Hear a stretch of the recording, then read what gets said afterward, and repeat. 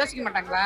இது ஒரு கேள்வியாங்க. அரசியல் பண்ண வராங்களா? இவங்கலாம் ஒருத்தவங்க பத்தி அவதூறு பேச வராங்களா? இது நல்ல விஷயமே கிடையாதுங்க. இது அரசியல்னா என்ன, ஒரு மக்களை பாதுகாக்கணும் அப்படிங்கிற ஒரு அடிப்படையில வர்றது அரசியல். ஒருத்தர் கேவலப்படுத்திக்கிறது, ஒருத்தர் வாழ்க்கையை பத்தி விமர்சனம் பண்றதுக்கு பேருக்கு அரசியலே கிடையாது. இவங்க எதுக்காக வராங்கன்னே தெரியல. அடுத்த ஆட்சி பிடிக்கிறது எதுக்காக ஆட்சி வேணும் வேணும்னு கேக்குறாங்கன்னு தெரியல. மாதிரி இன்னும் கேவலப்படுத்தலாம், இன்னும் மக்கள் லேடிஸ் எல்லாம் கேவலப்படுத்தலாம் நினைச்சு வராங்களா என்னன்னு தெரியல. எங்க 2 வயசு குழந்தை 3 வயசு குழந்தை எல்லாம் தப்பிக்கவே முடியலங்க.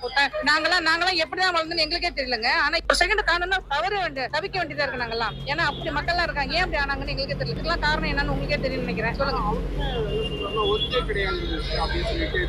ஒருத்தர் கிடையாதுன்னா அவருக்கு எல்லாத்துலயும் துணிஞ்சுட்டாருங்க. எதுக்கும் பயப்படணும்னு அவசியம் இல்லைங்க. நாங்க எல்லாம் அவங்க கூட துணைக்கி இருக்கிறோம். அவர் எதுக்கும் பயப்படணும்னு அவசியமே இல்லை. ஏன்னா இவ்வளவு பிரச்சனையை பார்த்துட்டாரு. இதுக்கு மேல இந்த பிரச்சனையை பார்க்கறதுக்கு இதுவே கிடையாது. அதனால நாங்கெல்லாம் இருக்க கூட இருக்கோம். அவர் நல்ல மனசோட வராருங்க. யாரையும் கெடுக்கணும் அப்படிங்கிற எண்ணத்துல வரல. அவங்க மக்களுக்கு சாதாரணமா அடித்தட்டு மக்களுக்கு நல்ல உதவி பண்ணணுங்கிற எண்ணத்துல அவர் வராரு. அதனால அவர் வர்றதை நாங்க யாராலையும் தடுக்க முடியாது. நாங்க எல்லாம் கூட நின்று அவர் ஜெயிக்க வச்சே சேருவோம். அது கண்டிப்பா அடுத்த ஆட்சியில இவர் பண்ணினாருன்னா நாங்க என்ன பண்ண போறோம்? இவருக்கே திருப்பி போட்டு போறோம். இல்லன்னு வச்சுங்களேன், சரி இவரும் அப்படிதான் அப்படின்னு நினைச்சு போயிடுவோம். அப்படி நினைக்கணும்னு நாங்க தோணல. நாங்க உறுதியா இருக்கிறோம், நம்பிக்கையா இருக்கிறோம். கண்டிப்பா ஜெயிக்க வைப்போம். அவ்வளவுதான்.